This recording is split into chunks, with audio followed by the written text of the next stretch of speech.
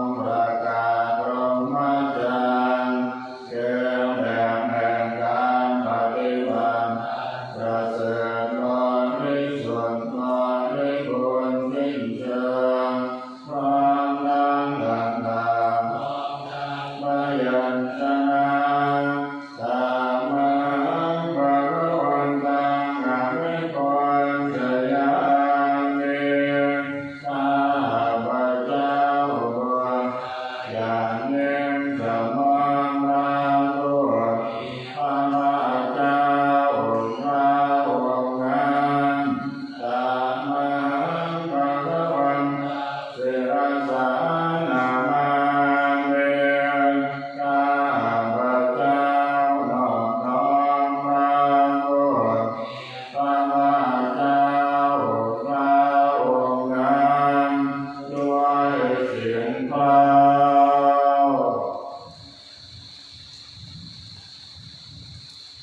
อันธรรมยังธรรมาเดชเตงกะโลมันเส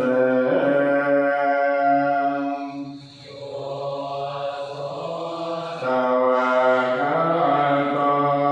ภะคะวะตาธัมโมสังฆังนันดาเป็นอันเนื่องโอเว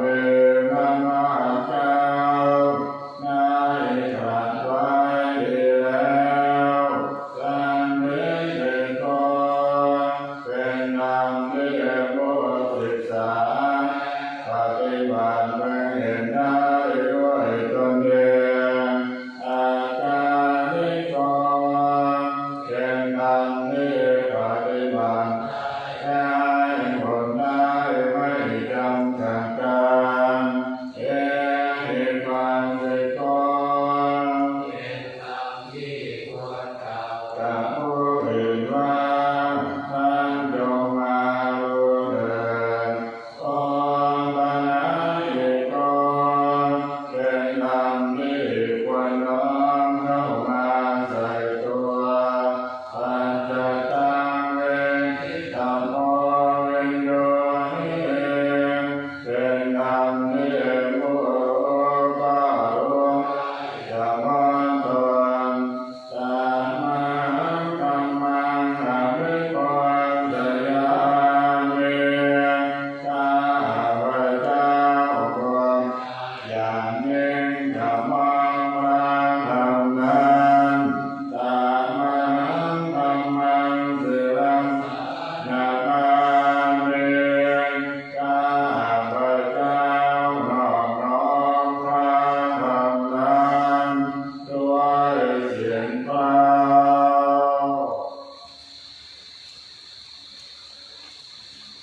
อันธรรมยังสังฆาเดชเตงกะโล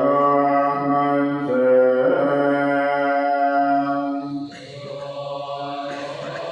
สุปฏิปันโนภะคะวะโตสัทธังโฆสงฆ์สาวกของผู้มีธรรมเจ้านั้นผู้ใด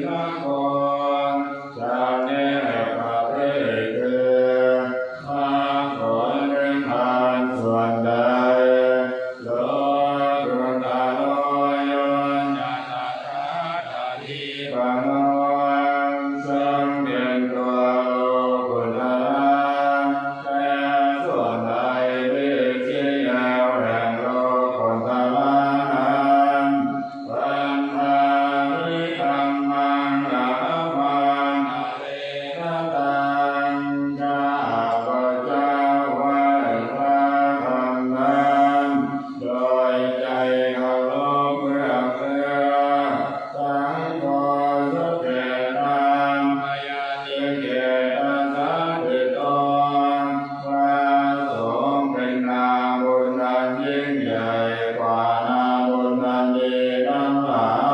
ยโยนิกัสสันโตสุขังทุกคนทับตัว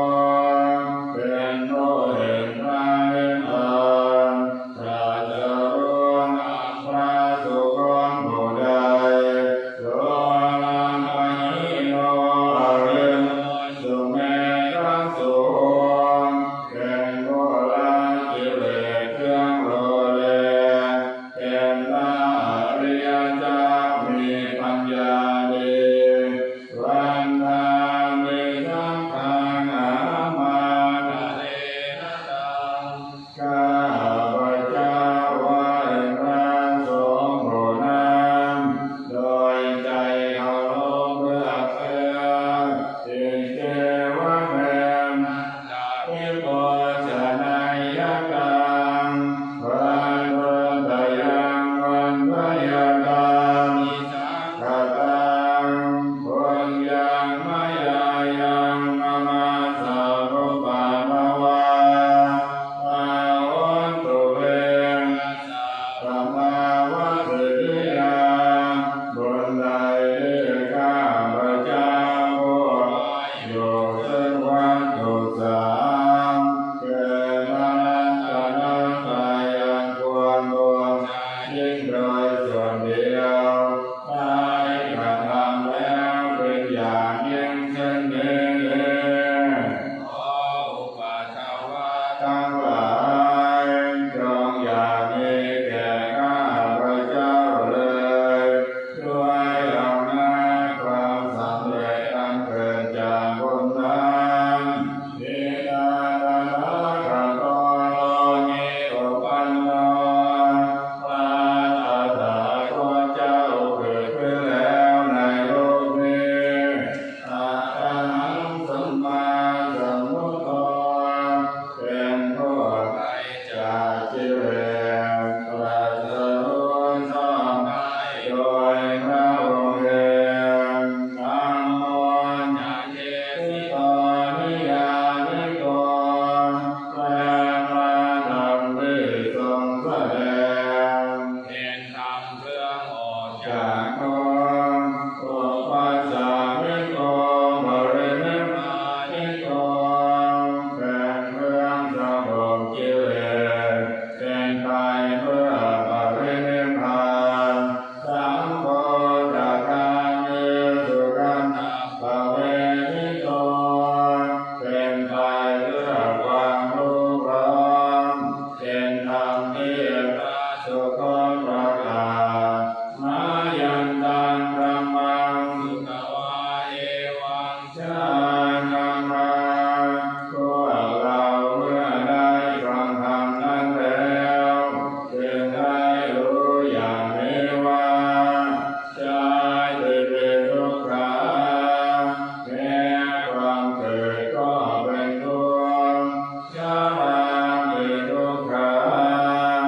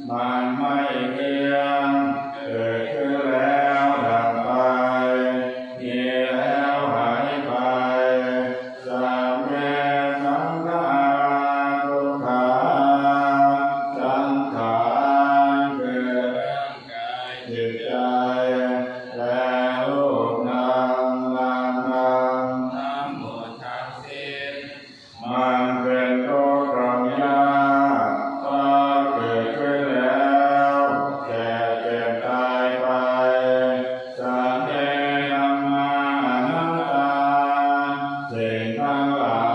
ยทั้งปวงทั้งที่เป็นสังขารและไม่ใช่สังขารทั้งหมดทั้งสิ้นไม่ใช่ตัวไม่ใช่ตน